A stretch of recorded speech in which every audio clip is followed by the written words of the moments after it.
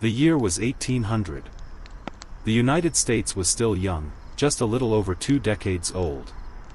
13 colonies had become 13 states, and then a few more joined, like quiet additions to a long, unfolding story. The capital had just moved from Philadelphia to a new place, Washington, D.C. It was not yet the grand, marble city we know today. Back then, it was more like a muddy village with half-built buildings, wooden scaffolding, and open spaces. The new president, John Adams, was the first to live in the White House. Except it wasn't white yet. It was gray, and it smelled of fresh paint and damp stone. The country stretched only as far as the Mississippi River. Everything west of that was unknown land to most Americans, filled with forests, mountains, plains, and people who had lived there for centuries before. The cities were small. New York, Boston, Philadelphia, they were growing, but slowly. Horse-drawn carriages filled the streets. People walked on dirt roads. Gas lamps were rare, and the nights were dark. Most people went to bed when the sun went down, and woke when it rose. Candles flickered in small wooden homes. Everything was quiet. In the south, plantations spread across wide fields. They grew tobacco, cotton, and rice. But it was also a place of deep injustice. Slavery was legal. Enslaved people worked long hours in silence, with little hope of freedom. In the north, things were different. Industry was just beginning. Small factories hummed quietly, powered by rivers and streams. Men, women, and even children worked long hours, sometimes in poor conditions. Life was hard, but it moved forward. In 1800, Thomas Jefferson was elected as the 3rd President of the United States. It was a peaceful transition of power, something new in the world. Kings and queens did not give up power easily, but in this country, leaders were chosen, and then replaced. Jefferson believed in small government, simple living, and a country of farmers. He distrusted big cities and banks. He thought the best kind of life was one lived on the land, under open skies, with honest work and little noise. The population of the United States in 1800 was just over 5 million. Most people lived in the countryside. Towns were quiet. News traveled slowly, by letter, by messenger, or in printed newspapers that came out once a week, maybe twice. There were no phones, no radios, no electricity. The world was slower, softer, and simpler. Farther west, Native American nations lived as they had for centuries. They followed their own ways, spoke their own languages, and moved with the seasons. But tensions were rising. As settlers moved westward, land became contested. Treaties were made, and broken. Promises were spoken, and forgotten. But in 1800, much of this conflict was still in the future. For now, the land was quiet. At sea, American ships sailed to Europe, to the Caribbean, and sometimes to far-off places like China. Trade was important. Merchants carried tobacco, cotton, sugar, and rum. Pirates still roamed some parts of the ocean. Naval ships patrolled, but danger was always nearby. Most people never saw the ocean, but they read about it, dreamed about it, or feared it. So this was America in 1800. A young nation with old roots. A place of hope and hardship. A land of silence and struggle. The forests were deep. The rivers ran slow. The nights were long, and full of stars. And the story had only just begun. The year was 1803. 3 years had passed since the dawn of a new century. The United States, still small and uncertain, was about to grow, quietly and dramatically. President Thomas Jefferson, soft-spoken and thoughtful, believed in an America filled with open land and independent farmers. So when an opportunity came to buy a vast stretch of territory from France, he acted. The result was the Louisiana Purchase, 828,000 square miles of land, stretching from the Mississippi River to the Rocky Mountains. It was a quiet deal, signed on paper in faraway rooms. No battles, no noise. Just a handshake, a payment, and suddenly, the United States had doubled in size. For $15 million, about 4 cents an acre, a land of plains, rivers, mountains, and unknown peoples became part of the country. Maps were redrawn, boundaries faded, and imagination stretched westward. Most Americans had no idea what was out there. The new land was mysterious, wild, vast, filled with forests, deserts, and tall grass that whispered in the wind. President Jefferson, curious and methodical, wanted to know more. So he organized an expedition, not a war, but a journey of observation. Meriwether Lewis and William Clark were chosen to lead it. They gathered supplies, dried food, journals, tools, measuring instruments. They left in 1804, heading into the unknown. With them were a group of explorers, soldiers, and one enslaved man named York. Along the way, they met Native American tribes, some peaceful, some cautious. They exchanged gifts, listened to stories, and learned to read the land like a book. One of the most helpful guides was a Shoshone woman named Sacagawea. With her infant child on her back, she walked beside them, interpreting, calming tensions, and guiding them through rivers and mountains. They traveled for over 2 years. They saw the Rocky Mountains rise like giants. They followed rivers that wound through forests and valleys. They reached the Pacific Ocean, quiet, gray, and endless. Back in the east, life continued slowly. In small towns and farms, people tended crops, read the Bible by candlelight, and discussed politics in quiet taverns. Newspapers printed stories about the vast new territory, though few believed they would ever see it. For most, life was still local. The world beyond the horizon felt like a dream. The Louisiana Territory was more than just land. It was a symbol. It meant growth, potential, and space to breathe. But it also brought questions. Who owned the land before? What would happen to the native peoples who had lived there for generations? What would the new states be like? Would they allow slavery? Would they follow the old ways, or shape new ones?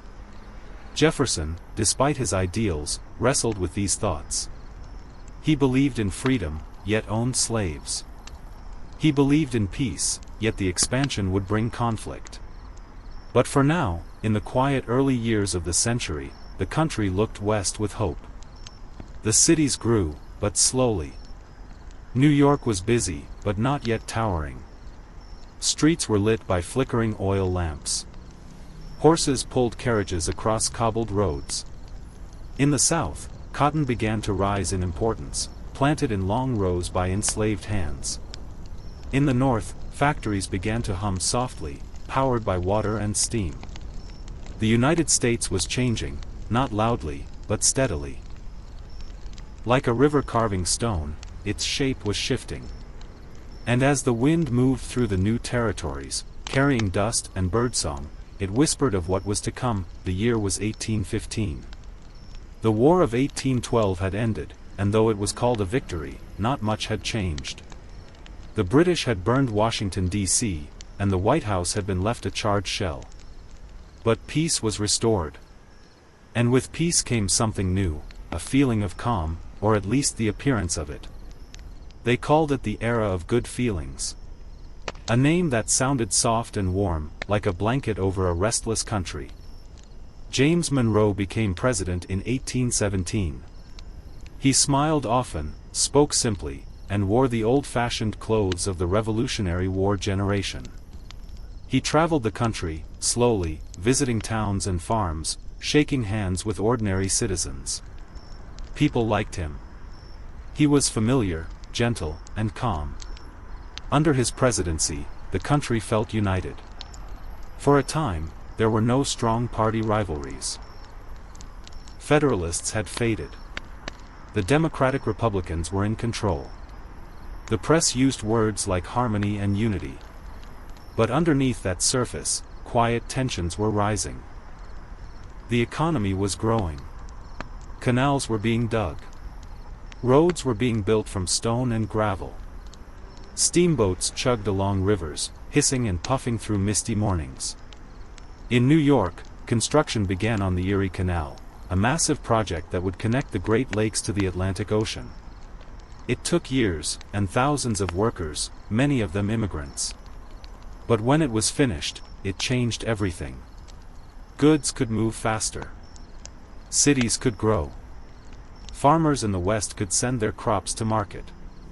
A quiet revolution in transportation had begun.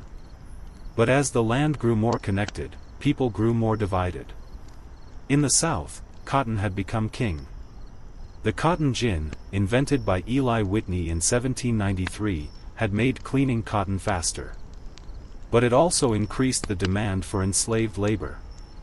Slavery expanded, spreading like a slow, dark shadow across the southern fields. Plantations grew larger. Slave markets grew busier. Families were separated. Voices were silenced. The wealth of the South depended more and more on the labor of those who had no freedom. In the North, things were different. Cities were growing. Immigrants from Ireland and Germany began to arrive, escaping poverty, seeking work. Factories buzzed with movement. The Industrial Revolution, quiet and steady, had crossed the Atlantic. Machines spun thread, stamped metal, and shaped wood. Children worked long hours. So did their parents. Life was still hard, just a different kind of hard. West of the Appalachians, new states were forming.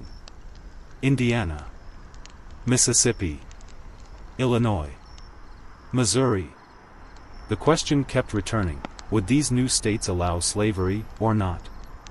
The balance in Congress was delicate, an even number of slave states and free states. Every new state threatened to tip the scale. In 1820, the Missouri Compromise was signed. It allowed Missouri to enter as a slave state, and Maine to enter as a free state. It also drew an invisible line across the land. Slavery would be banned north of that line in future territories.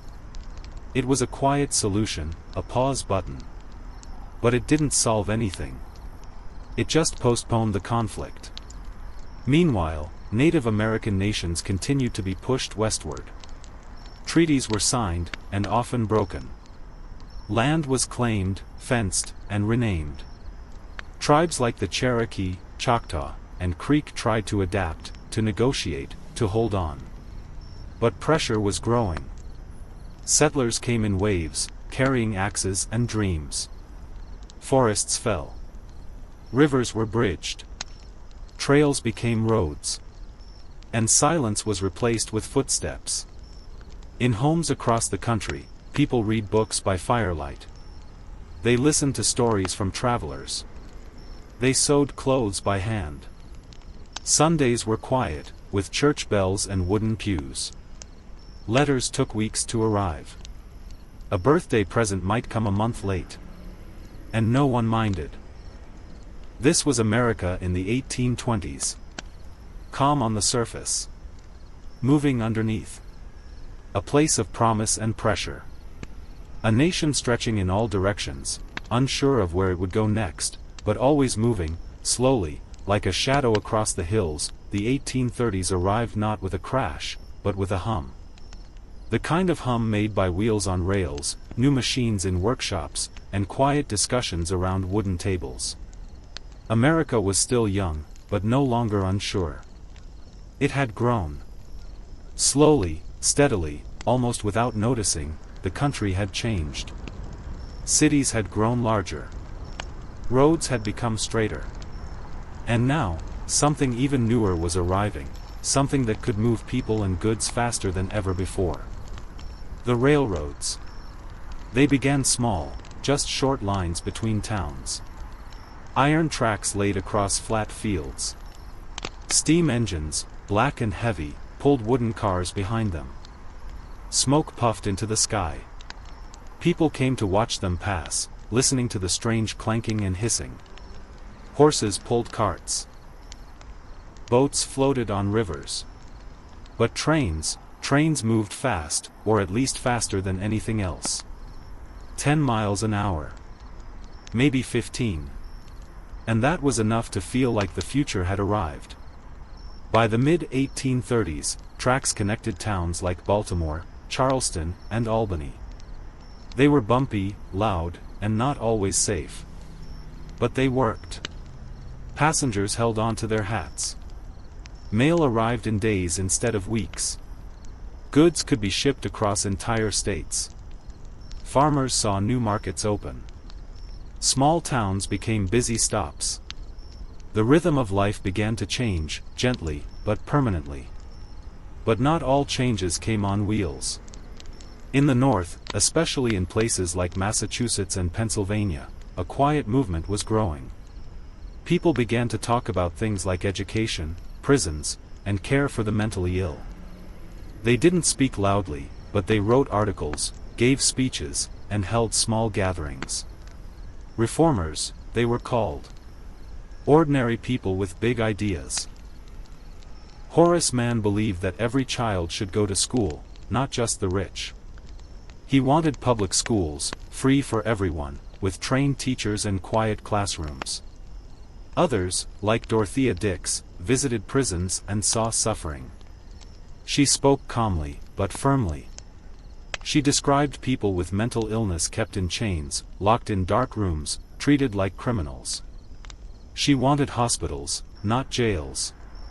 Treatment, not punishment. Slowly, her voice was heard. Laws changed. Institutions were built.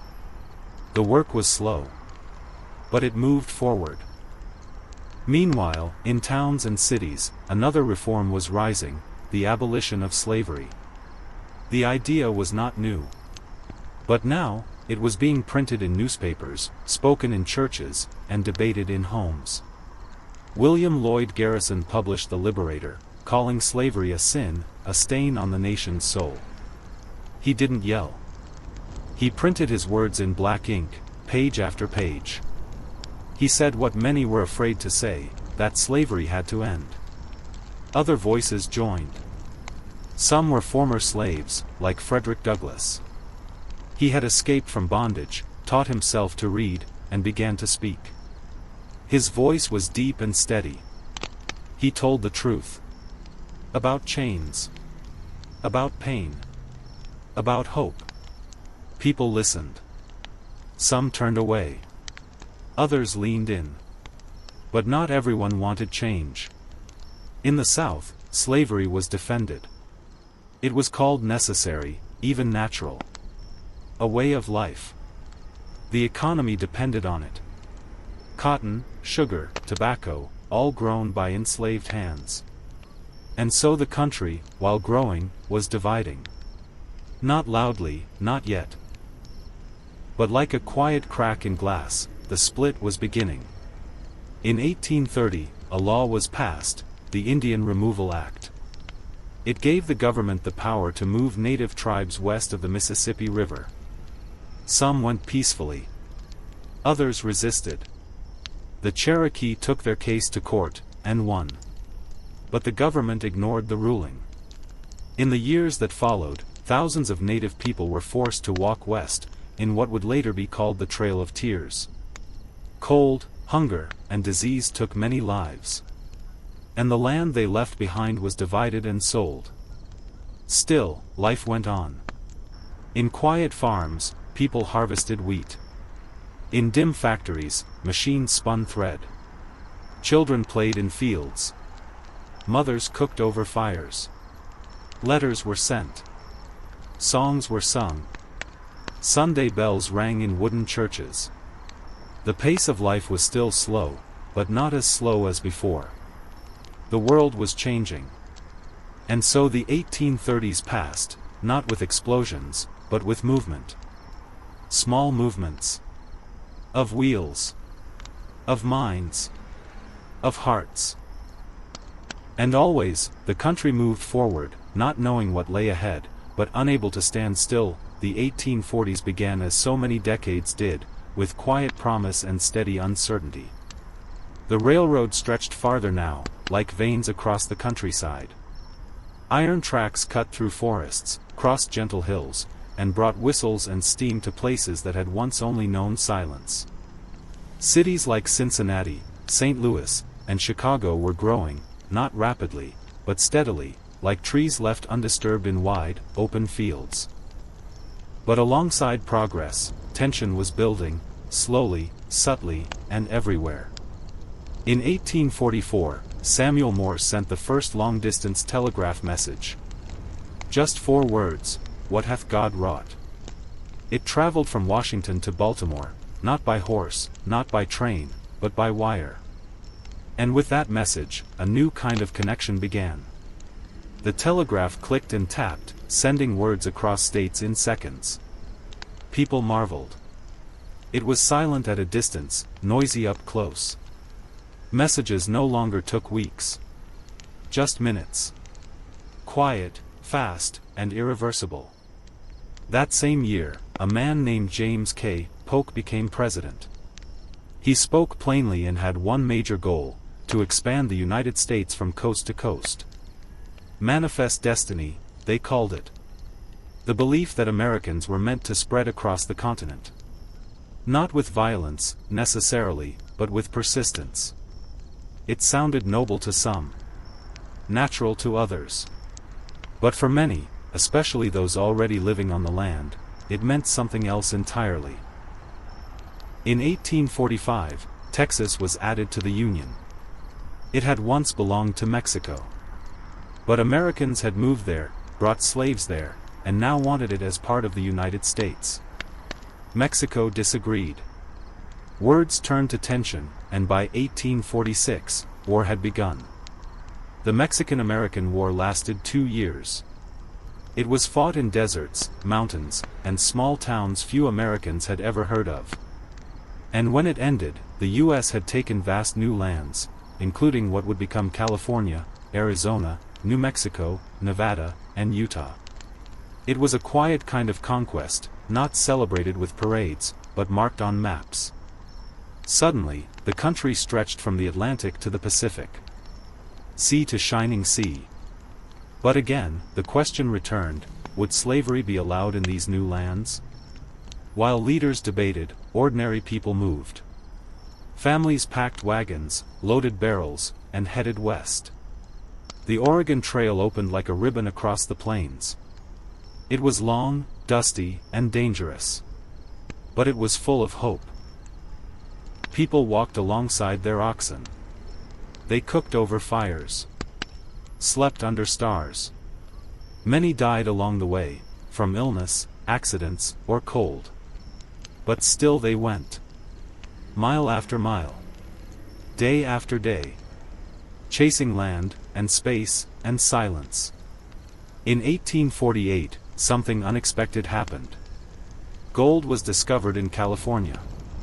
Quiet hills turned into noisy camps. Word spread slowly at first, then all at once. By 1849, thousands of people were rushing west. Not just Americans, but people from China, Europe, and Latin America. They dug in rivers, climbed in mountains, and panned for flakes of metal that shimmered like hope. Most did not get rich. But they came anyway. And towns grew. Roads formed. California changed. Back east, change continued too. Women began to speak more openly. In 1848, a quiet convention was held in Seneca Falls, New York. A group of women, and a few men, gathered to talk about rights. Not loudly.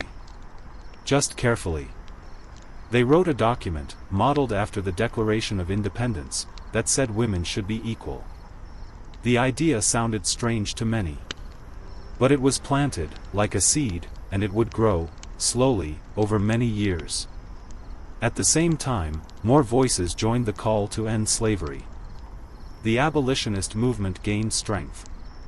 Former slaves wrote books, gave speeches, and shared their stories. Northerners listened, or turned away. Southerners grew defensive.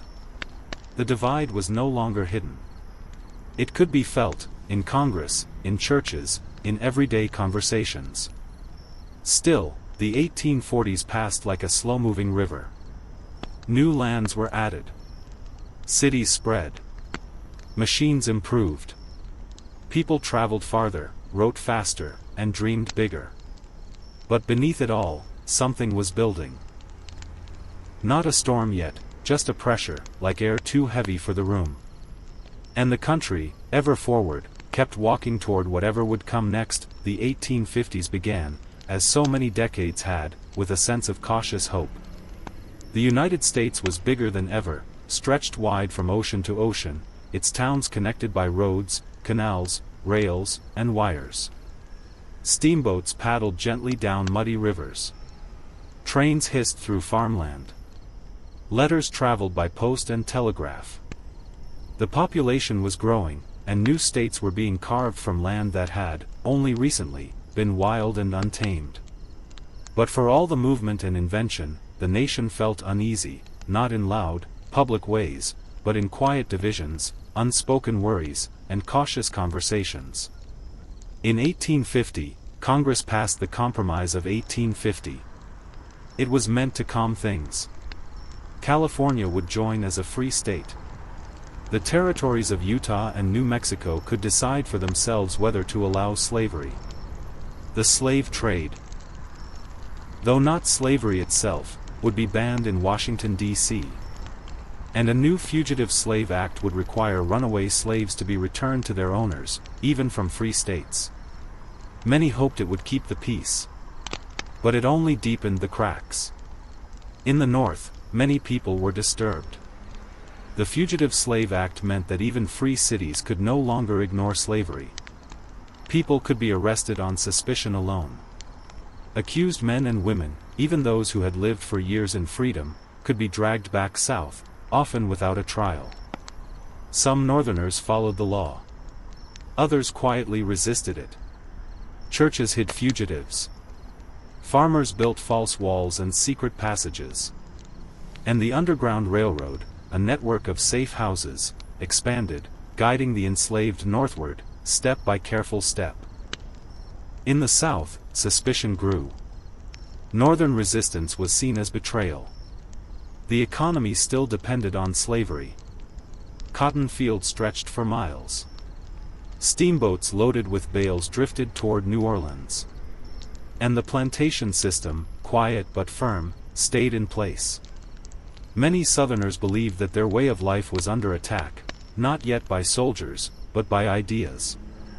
Meanwhile, new voices rose. Some calm, some passionate. In 1852, Harriet Beecher Stowe published Uncle Tom's Cabin, a novel about slavery that stirred the conscience of the North. It was fiction, but it felt like truth. It sold hundreds of thousands of copies. People read it by candlelight, discussed it in parlors, and passed it from hand to hand. Southerners condemned it. Northerners debated it. But it could not be ignored. The political world began to shift as well. Old parties weakened. New ones formed. The Whig Party faded. In its place, the Republican Party began to rise. Built on a platform of stopping the spread of slavery into new territories. Not ending it entirely, not yet, but containing it. That alone was enough to stir fear. Then came Kansas. The Kansas-Nebraska Act of 1854 said that people in those territories could vote on whether to allow slavery. The decision would be made not by Congress, but by settlers. The result was not peace, but violence. Both sides rushed to Kansas. Settlers, preachers, soldiers, even armed militias, arrived with purpose. Ballots were cast. Fraud was widespread. And when votes didn't settle the matter, guns did. Bleeding Kansas, they called it. A quiet prairie turned battleground. Small towns burned. Homes were raided. People died. Not in massive numbers, but enough to be noticed. Enough to unsettle the nation. The violence in Kansas became a mirror, showing what might come if the divide continued. Even within families, differences grew. Some brothers moved north. Others stayed south. Newspapers told different versions of the same events. Ministers gave different sermons on the same Sundays. What had once been debates about policy were becoming arguments about morality, identity, and the very meaning of the country. Still, many Americans hoped the tension would pass. They planted crops. They opened shops. They read the papers and hoped for calm. But the air felt heavier now. Storms gathered in the distance, not yet overhead, but too near to ignore. The 1850s ended not with a bang, but with a feeling. A sense that something deep and old was cracking. That speeches and laws were no longer enough. That the question dividing the nation would not be answered with words. And so the country moved forward, quietly, into the shadow of what would come next. The year was 1860. The air felt still, but not peaceful. Something about the silence had changed. In towns across the United States, people read the newspapers more closely, spoke more carefully, and walked with slower steps. From New England to the deep South, there was a sense that the country had reached a kind of edge. It wasn't loud. It wasn't chaotic. But it was tense, like a taut string holding back the weight of something heavy. The country prepared for a presidential election. There were 4 candidates, each with his own version of what the country should become. In the North, Abraham Lincoln ran as the candidate of the relatively new Republican Party. He was a tall, quiet man from Illinois, not flashy, not wealthy, not born into fame. But he was clear in one belief: slavery should not spread into the Western territories. He did not call for immediate abolition. But for many Southerners, his position went too far. The South had its own candidates: John C. Breckinridge, who supported the expansion of slavery, and John Bell, who called for compromise and preservation of the Union. Stephen Douglas, another Northern candidate, argued for letting each territory decide for itself. The country could not even agree on how to vote, let alone how to live together. When Lincoln won, Southern states did not celebrate. They seethed, quietly at first, then openly. To them, Lincoln's victory was not just political. It was personal. It meant their way of life, their economy, their identity, was in danger. South Carolina moved first. In December 1860, just weeks after the election, it voted to secede from the Union. One state, then others. Mississippi, Florida, Alabama, Georgia, Louisiana, Texas. The map began to split, not with earthquakes, but with votes in quiet chambers and formal announcements printed in tidy fonts. In the North, there was confusion. People wondered, could a state simply leave the Union? What would happen next? President James Buchanan, still in office until March, did little. He believed secession was illegal, but also believed the federal government had no power to stop it. So the nation waited. In houses warmed by coal stoves, people listened for news. On front porches, they spoke in hushed tones. In pulpits and town halls, the word union began to mean something heavier than before. Yet daily life, strangely, went on. In cities, carriages clattered down cobblestone streets. Shopkeepers opened wooden shutters. Telegraph wires clicked with news. In the countryside, farmers fed their animals, tended their fields, and watched the sky for signs of rain. Children studied spelling and arithmetic. Ministers gave sermons on peace and patience. Most people had never seen a battle, and many could not imagine one happening on American soil. Still, preparations began. Militias drilled in southern towns. Men polished old muskets. Flags were sewn by hand. In the North, supplies were gathered. Not yet for war, not officially, but for something. There was no social media. No live broadcasts. Only word of mouth, ink on paper, and the eerie quiet of a country trying to convince itself that perhaps, just maybe, it could still hold together. But the silence was growing thin. In February 1861, the seceded states formed a new government, the Confederate States of America. They wrote a constitution. Chose a president, Jefferson Davis. He was a former U.S. Senator, a quiet man with a serious face. He accepted the role solemnly. Across the South, bells rang and flags were raised. But it wasn't joyful. It was measured. Sober. Like stepping into cold water. In March, Lincoln was sworn in. He spoke carefully. He said the Union was perpetual. He said he had no intention to interfere with slavery where it already existed. He called for calm, reason, and unity. But few believed that peace could last. Spring approached. Trees began to bud. River ice melted. And in the harbor of Charleston, South Carolina, a small island fort named Fort Sumter stood as a symbol of federal authority in the South. Confederate forces surrounded it. They demanded it be surrendered. Lincoln waited. So did the South.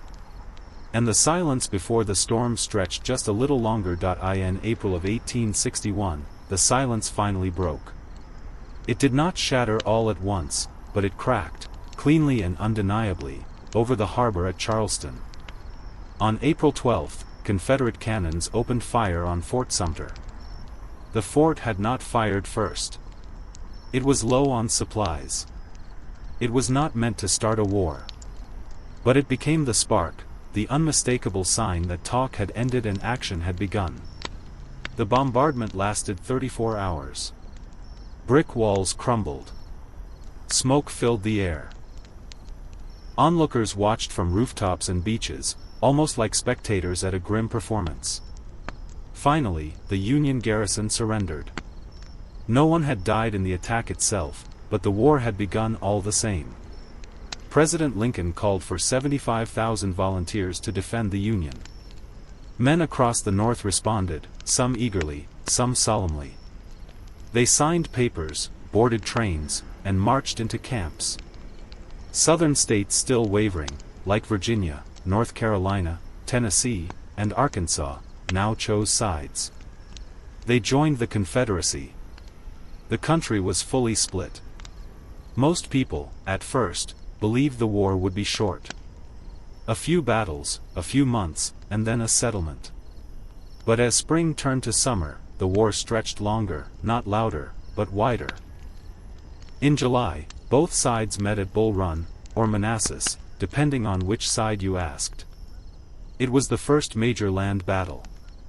Civilians came to watch, bringing picnic baskets. They thought it would be quick. But it wasn't. The fighting was chaotic. Smoke covered the fields. Horses fell. Men fled. The Union Army retreated, and the onlookers went home in silence. After that, the war took root. In the East, the Union focused on Richmond, the Confederate capital. In the West, the Mississippi River became a goal, to split the Confederacy and control trade. Union generals like Ulysses S. Grant rose quietly, winning small but important victories in Tennessee. Confederate generals like Robert E. Lee would soon become well known for their tactics and determination. But in 1861, few names were famous yet. The war was just beginning to take shape. Most battles were not glorious. They were muddy. Confused. Soldiers often fought without clear orders. Uniforms weren't always consistent. Blue and gray sometimes blurred in the smoke. Camps were cold in winter, hot in summer, and filled with disease. Far more men died from illness than from bullets. Dysentery, typhoid, and infection spread quickly in crowded tents. Meanwhile, the home front was adjusting. In the North, factories turned from making goods to making weapons, blankets, and boots. Women stepped into roles once held by men, working, sewing, nursing. Newspapers printed lists of the dead. Telegraph wires clicked constantly. In the South, blockades began to choke ports. Cotton sat unsold. Shortages grew. People adapted, trading what they had, making do without.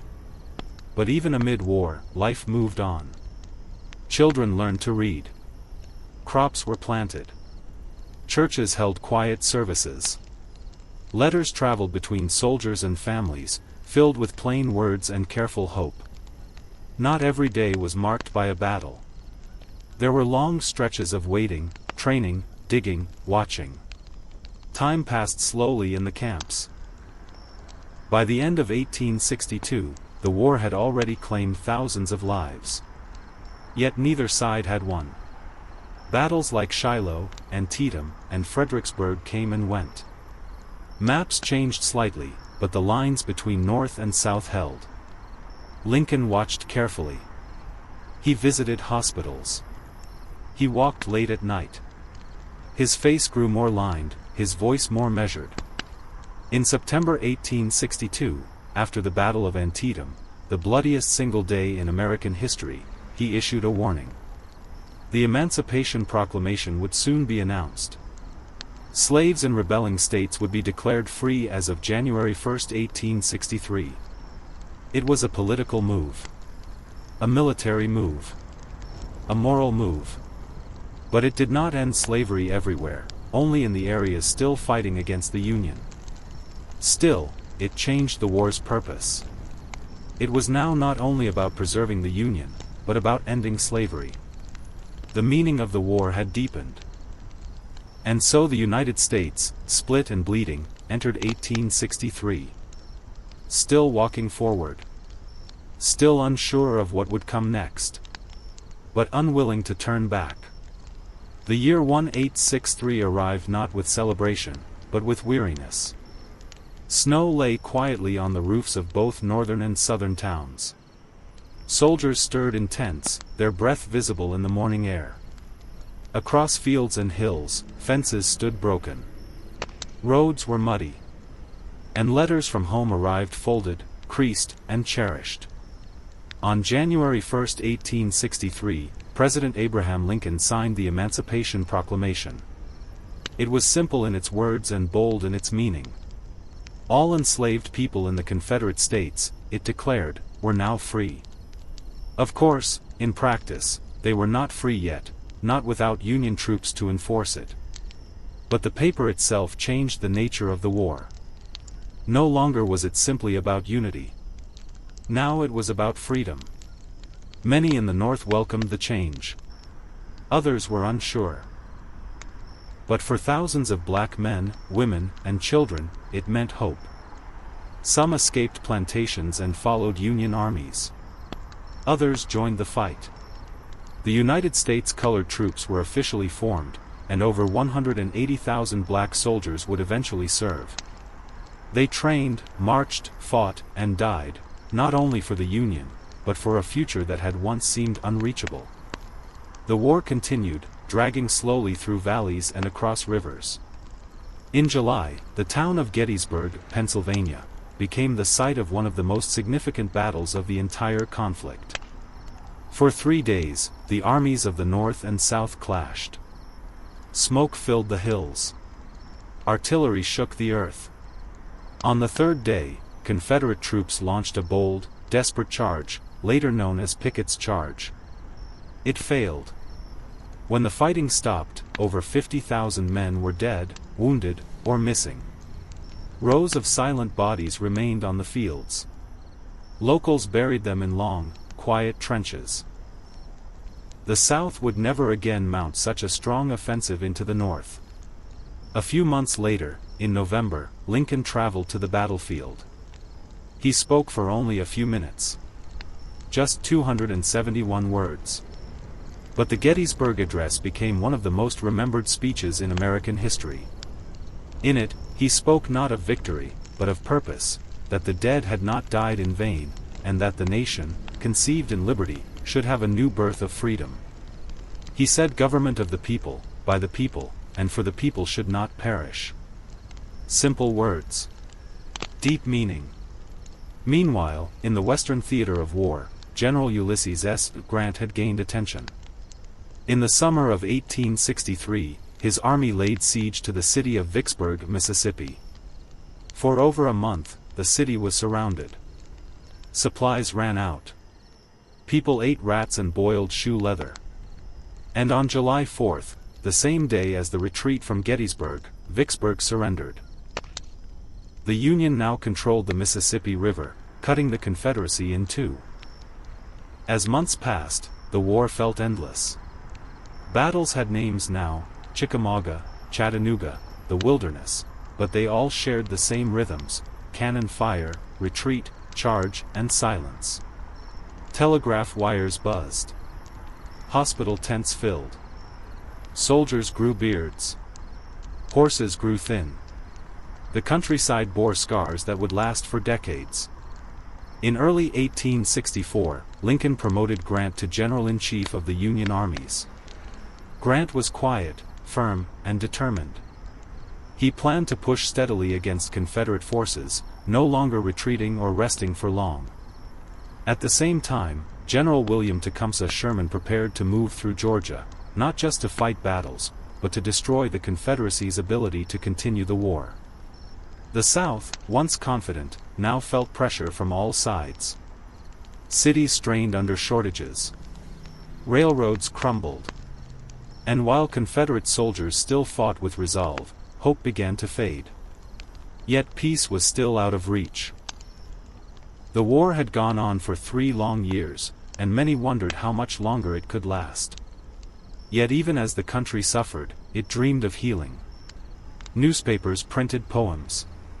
Churches prayed. Some planted gardens, others collected bandages. No one yet knew how the war would end. But everyone, in their own way, waited for that quiet, far-off day when it finally would. By the beginning of 1865, the United States was tired. The war, which had started with promises of quick victory, had stretched into its 4th year. Snow-dusted silent battlefields. Cities in the South were weary, their streets quiet and broken. In the North, factories still hummed, but the mood had changed. There were no more illusions of glory, only the slow, steady hope that it might finally end. President Abraham Lincoln had been re-elected in November 1864. Many thought he might lose. But as Union victories piled up in the fall, including General Sherman's capture of Atlanta, confidence in the war effort returned. Lincoln's second inauguration took place in March 1865. The sky was cloudy. His speech was brief and solemn. He spoke of healing, of binding up the nation's wounds, of malice toward none, and charity for all. His face looked older than it had 4 years earlier, more lined, more thoughtful. The toll of war was clear. In the South, resources were vanishing. Confederate soldiers went barefoot. Ammunition was low. Rail lines were destroyed. Fields went unplanted. Still, General Robert E. Lee held out. He commanded the Army of Northern Virginia, one of the last major Confederate forces still fighting. In Richmond, the Confederate capital, hope was scarce, but pride remained. In early April, Union forces broke through Southern lines around Petersburg, Virginia. Lee's army, exhausted and outnumbered, retreated west. They marched for days, chased by Union troops. On April 9, 1865, they reached a quiet village, Appomattox Courthouse. There, in a plain brick building, Lee met with General Ulysses S. Grant. The meeting was respectful. Grant wore a simple uniform. Lee wore his best. The two men discussed terms calmly. Grant offered generous conditions. Confederate soldiers could go home. They could keep their horses. They would not be punished. Lee agreed. The war, at least in Virginia, was over. News spread slowly at first, then faster. Other Confederate armies would surrender in the weeks to come. The long, grinding war had ended not with a final battle, but with a handshake and a promise. In the north, people cheered. Bells rang. Flags waved. But the celebration was quieted just days later. On the night of April 14, 1865, President Lincoln went to the theater. It was Good Friday. The play was a comedy. The mood was light. But during the performance, a man named John Wilkes Booth entered the president's box and shot him. Lincoln died the next morning, on April 15th. The country grieved in stunned silence. Trains carried Lincoln's body from Washington to Springfield, Illinois. Thousands gathered along the tracks to watch it pass. They stood with hats off, candles in hand, children lifted onto shoulders. The man who had guided the nation through war would not live to see the peace he had hoped for. In May, the last Confederate forces surrendered. The war was truly over. But peace was not simple. The South lay in ruins. Cities needed to be rebuilt. Freedmen, formerly enslaved people, needed protection, education, and opportunity. Questions about voting, land, and citizenship would not be answered easily. The country had survived, but it had also changed. Forever. And so, quietly, the Reconstruction began. The 1860s would end not with cannons, but with debate, rebuilding, and slow steps forward. A new chapter had started, one still uncertain, but free from the weight of war. The war had ended. The country was one again. But the journey toward unity, fairness, and peace had only just begun. After the long years of war, the United States faced a new challenge, healing a nation deeply divided. The country had survived the conflict, but the wounds were fresh and the future uncertain. This period is known as the Reconstruction era, a time when the government, communities, and individuals worked to rebuild the South and redefine what it meant to be a united country. President Abraham Lincoln had hoped to reunite the nation quickly and kindly. But his assassination in 1865 left many questions unanswered. His successor, President Andrew Johnson, tried to carry on Lincoln's plan but faced resistance from Congress, which wanted stricter measures to protect the rights of newly freed African Americans. The South was a place of ruins. Towns and farms had been burned or abandoned. Railroads and bridges were broken. People who had once been enslaved were now free but had little money, few homes, and few rights guaranteed.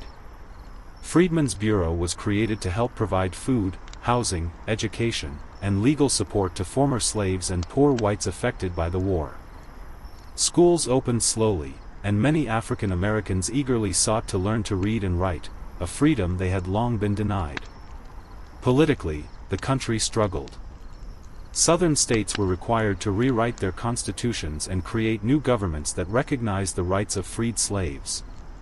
This period saw the first African American men voting and holding office, a revolutionary change in a land that had once denied them all political power.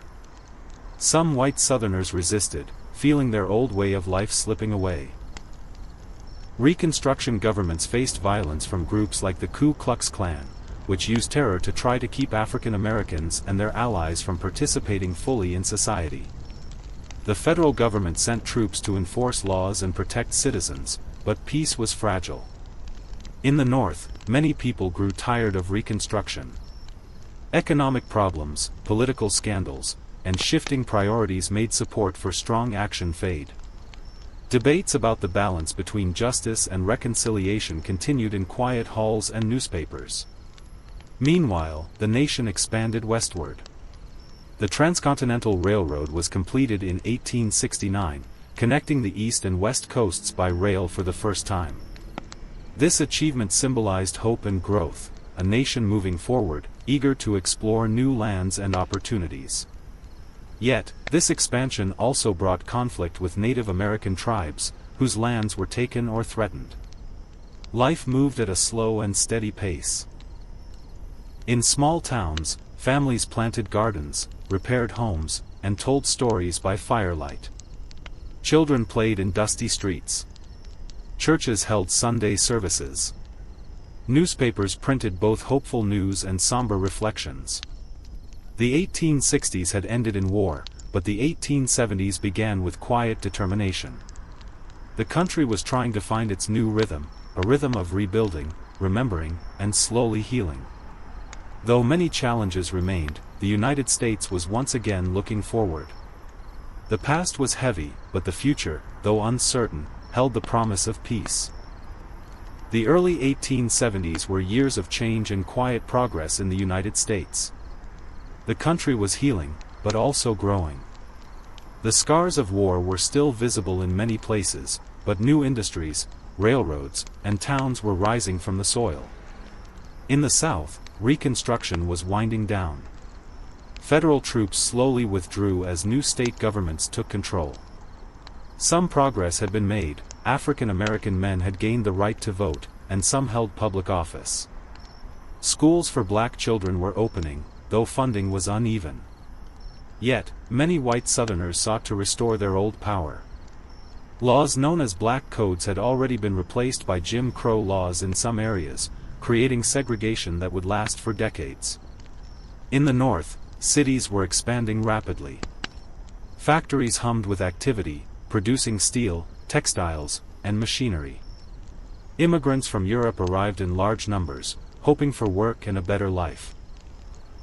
Streets bustled with horse-drawn carriages, new inventions, and streetlights.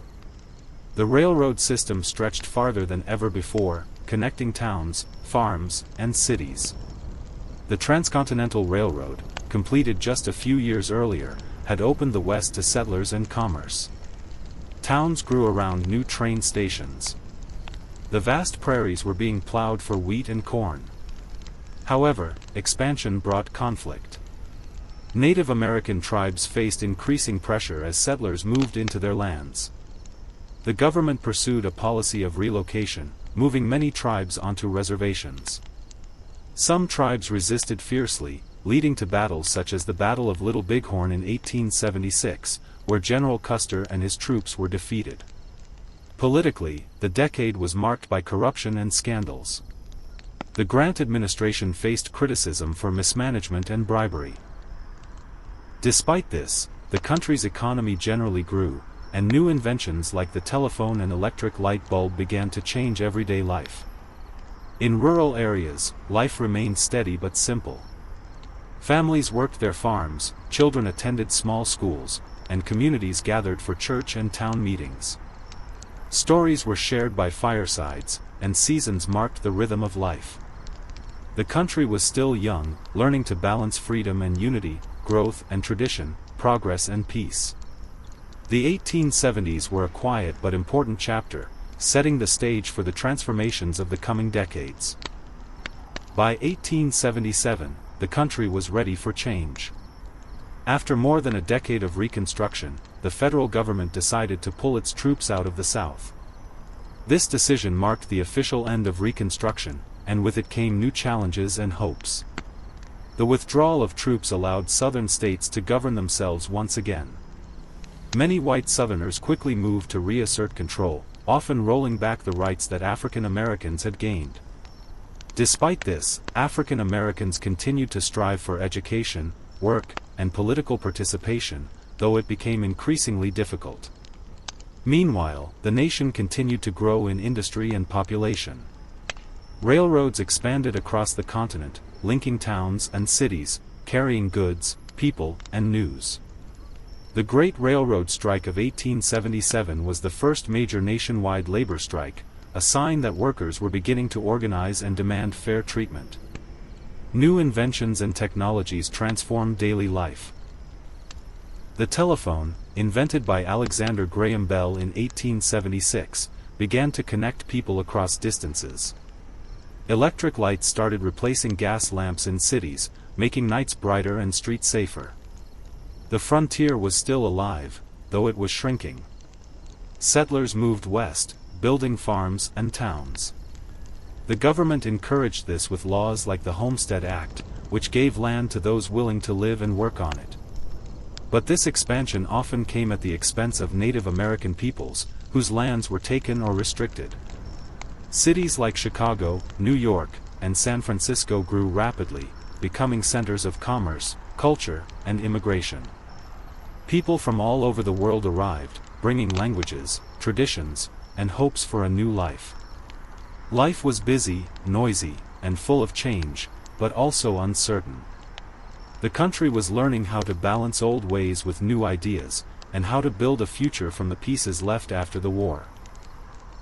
And so, the United States in the late 1870s stood at a crossroads, moving forward into the modern age, but carrying the weight of its past.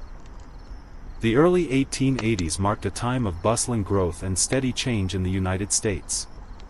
The country was becoming more industrialized, and the rhythm of life was shifting from rural farms to busy cities filled with factories and new inventions. Cities like New York, Chicago, and Philadelphia grew taller and busier. Steel-framed buildings reached toward the sky. The streets were filled with the sounds of horse-drawn carriages, streetcars, and the chatter of people from many backgrounds. Immigrants from Europe continued arriving in great numbers, bringing with them languages, customs, and hopes for a better future. The railroad network expanded even further. Tracks stretched across plains, mountains, and deserts, connecting distant towns and making travel and trade faster and easier. Towns sprang up along the rails, some growing into important hubs, others remaining small but lively communities. Industry boomed. Factories produced textiles, machinery, steel, and other goods. The Standard Oil Company, led by John D. Rockefeller, became a powerful force in the oil industry, shaping how energy was produced and used. Similarly, Andrew Carnegie's steel empire grew, fueling the construction of bridges, railroads, and skyscrapers. But the rapid growth brought challenges. Working conditions in factories were often harsh, with long hours and little safety. Labor unions began to organize, seeking better wages and rights for workers. Strikes and protests became more common, sometimes leading to clashes with authorities. In the countryside, life was quieter but also changing. Farmers faced new markets and new competition. The invention of barbed wire helped fence in land, ending the open range that had once allowed cattle to roam freely. The West was slowly becoming less wild, more settled. Gilded Age, a period of great wealth for some and great hardship for many. The country was booming with industry and innovation, but also facing deep social and economic divides. Cities expanded rapidly, with towering skyscrapers and busy streets filled with horse-drawn carriages, early automobiles, and electric streetcars. Immigrants continued to arrive in large numbers, bringing vibrant cultures but often facing crowded and difficult living conditions in tenements and neighborhoods. Industrial magnates like John D. Rockefeller, Andrew Carnegie, and Cornelius Vanderbilt amassed great fortunes. Their companies controlled vast parts of the economy, oil, steel, railroads, and their influence reached deep into politics and society. Some viewed them as captains of industry, others as monopolists who exploited workers and stifled competition. The working class, made up of factory workers, miners, and railroad laborers, often faced long hours, low wages, and unsafe conditions. Labor unions grew in strength, organizing strikes and demanding better treatment. The Haymarket Riot of 1886 in Chicago was a significant and tragic event, highlighting tensions between labor and authorities. Meanwhile, rural farmers struggled with falling crop prices and rising debts. Many joined movements like the Populist Party, seeking political reforms to help ordinary people. Technological advances continued to reshape life. The telephone and electric light became more common. Railroads connected more places than ever, making travel and shipping faster. The press grew, with newspapers reporting on everything from politics to sensational stories. In culture, cities became centers for theaters, museums, and music. Education expanded, and new ideas about science, philosophy, and society spread. However, not everyone shared in the prosperity. Racial segregation and discrimination remained entrenched, especially in the South under Jim Crow laws. Native American tribes faced continued displacement and cultural suppression. The Gilded Age was a time of striking contrasts, dazzling wealth and deep poverty, innovation and exploitation, hope and hardship. As the decade closed, the United States stood at the edge of a new century, ready to face both opportunities and challenges ahead. The final years of the 19th century brought both excitement and uncertainty to the United States. The country was growing faster than ever, cities were full of energy, and technology was changing daily life. Yet beneath this progress, many social and political tensions simmered. In 1890, the Sherman Antitrust Act was passed by Congress. This law aimed to limit the power of large companies that controlled entire industries. It was an early attempt to regulate monopolies and promote competition, though enforcement was initially weak. Railroads continued to crisscross the continent, linking farms, factories, and markets. The growth of cities like Chicago and New York was remarkable. Skyscrapers began to shape the skyline, and electric streetcars made urban travel easier. Immigration was still strong. Millions of people came from southern and eastern Europe, Asia, and elsewhere, hoping for better opportunities. They brought new cultures, languages, and traditions, enriching American society but also sometimes facing discrimination and hardship. Farmers faced difficulties as crop prices fell and debts grew. Many supported the populist movement, which called for reforms like the regulation of railroads and the coinage of silver to increase money supply. The movement showed how rural Americans were trying to have a voice in national politics. At the same time, industrial workers were organizing into unions, demanding fair wages, reasonable hours, and safer workplaces. Strikes and protests sometimes turned violent, but they laid the groundwork for future labor rights. In the West, Native American tribes faced ongoing pressures. Reservations confined many groups, and traditional ways of life were disrupted. Boarding schools aimed to assimilate Native children, often at great personal cost. Culturally, the country was vibrant. Newspapers, magazines, and books flourished. The arts grew with theaters and music halls. New inventions like the typewriter and the phonograph changed communication and entertainment. Despite progress, the country struggled with inequality and injustice. Segregation laws kept African Americans separated and limited their rights, especially in the South. Women were still fighting for the right to vote, beginning to organize more actively. As the century drew to a close, the United States was a land of contrasts, bustling cities and quiet farms, wealth and poverty, hope and struggle. The 1890s set the stage for the dramatic changes the new century would bring. As the 19th century neared its end, the United States was in the midst of transformation. Cities were bustling, technology was advancing, and the country was becoming a major player on the world stage. But many challenges still lingered beneath the surface. Immigration continued at a steady pace.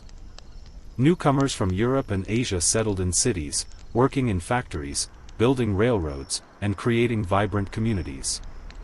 This influx of people made American cities rich with culture and energy, though it also led to crowded living conditions and social tensions. Industry and business grew rapidly. Companies expanded, and new inventions like the electric elevator and the automobile began to change daily life. The steel industry, led by figures like Andrew Carnegie, powered the construction of skyscrapers, bridges, and railroads. Labor movements gained strength, as workers sought better wages, shorter hours, and safer workplaces. Strikes and protests were common, and sometimes violent, but they marked the beginning of important changes in labor laws. The country's role in the world was expanding. The Spanish-American War in 1898 marked America's emergence as an overseas power. Victory brought new territories like Puerto Rico, Guam, and the Philippines under U.S. control, signaling a new era of influence beyond the continent. Despite these advances, social inequalities persisted. African Americans faced widespread discrimination and segregation under Jim Crow laws. Native American communities continued to struggle with loss of land and culture. Women's rights activists pressed forward, demanding the vote and greater equality. In education and culture, the nation flourished. Universities grew, libraries opened, and art and literature reflected the hopes and challenges of a changing society. As the century turned, the United States stood poised between its past and its future. A country of opportunity and struggle, innovation and tradition, ready to enter the modern age. As the 1800s drew to a close, the United States found itself standing at the crossroads of history. The country had grown from a young nation struggling to survive into an industrial power beginning to make its mark on the world stage. Cities were alive with energy, factories, streetcars, theaters, and bustling markets filled the urban landscape. Immigrants from across the globe added to the cultural mosaic, bringing languages, traditions, and dreams. Though life in crowded neighborhoods could be difficult, these communities were vibrant and full of hope. Technology and innovation were changing everyday life. Electric lights brightened the night, telephones connected distant voices, and new inventions promised even more changes to come. Skyscrapers symbolized ambition, reaching toward the sky as monuments to progress. Yet, beneath the surface, challenges remained. Workers organized to demand fair treatment, farmers struggled with debt, and racial segregation limited the freedoms of many Americans. Native American tribes continued to face displacement and cultural loss. Women advocated passionately for the right to vote and equality. The country's role on the world stage was growing as well. The recent victory in the Spanish-American War had given the United States new territories, signaling a shift from isolation toward greater international involvement. In small towns and rural areas, life moved at a quieter pace. Families farmed the land, communities gathered for church and celebrations, and the rhythms of the seasons marked the passage of time. The 19th century had been a time of conflict, growth, and change. As the new century approached, the United States stood ready to face the future, a nation shaped by its past but looking ahead with hope and determination. The final moments of the 1800s felt like the turning of a great page in a book, the end of one chapter and the beginning of another. The United States, having grown through years of struggle and growth, was poised to step into a new era filled with possibility and change. Cities thrummed with life. Electric lights shimmered on busy streets. Elevated trains and streetcars carried passengers to factories, theaters, and homes. Skyscrapers reached ever higher, symbols of ambition and progress. Immigrants, drawn by the promise of opportunity, continued to arrive, weaving new threads into the nation's complex tapestry. The economy expanded, fueled by steel, oil, railroads, and new inventions. Telephone lines spread, connecting distant places. Automobiles, though still rare, hinted at a future of faster and freer travel. The rhythm of life was quickening, with new inventions transforming everyday experience. Yet, many Americans faced hardships. Workers toiled in difficult conditions, farmers struggled against falling prices and debts, and racial segregation kept many apart. Native Americans faced loss of land and cultural erosion. Women worked tirelessly to gain political rights, building organizations and voices that would soon shape the country's future. On the world stage, the United States was no longer isolated. The Spanish-American War had marked a new chapter in foreign affairs, bringing overseas territories and a broader role in global affairs. Meanwhile, in small towns and rural areas, life retained a slower pace. Families continued farming, children attended one-room schools, and communities gathered for church, fairs, and quiet evenings. As the clock neared midnight on the century, the United States was a nation of contrasts, old and new, rural and urban, hope and challenge. The 1800s had shaped a land ready to embrace the 20th century with all its promise. As the 19th century quietly closed, the United States stood at a peaceful yet significant moment in time. The country had endured wars, expansion, and deep divisions. It had grown from a collection of states into a powerful nation with an ever-changing identity. The echoes of the past lingered softly. The Civil War, with its sacrifices and struggles, remained a memory shaping society and politics. The frontier, once vast and wild, had given way to farms, towns, and railroads. The industrial age was well underway, with factories humming and cities growing tall. People's lives had changed in countless ways. Technology made communication and travel easier. Education spread, offering new opportunities. Yet many still faced hardships: workers in factories, farmers on the plains, and communities divided by race and class. The cultural tapestry of America was richer than ever, woven from the stories of immigrants, native peoples, African Americans, and others who called the country home. New ideas, art, and inventions hinted at the possibilities ahead. The nation was a place of contrasts, progress and struggle, hope and hardship, tradition and change. But above all, it was a land moving forward, shaped by its past but looking toward the future. And so, as the 19th century faded into history, the United States settled into a moment of quiet reflection, ready to greet the dawn of a new century with calm and steady heart.